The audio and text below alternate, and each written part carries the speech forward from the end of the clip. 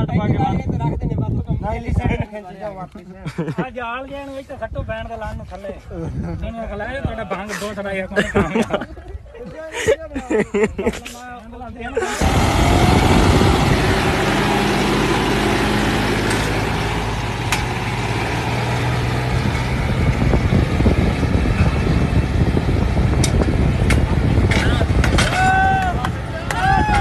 ਉੜਦੀ ਓ ਫੇਰ ਇਕੱਠਾ ਹੋ ਗਿਆ ਫੇਰ ਤੋੜਤੀ ਹੋਰ ਹੋ ਗਿਆ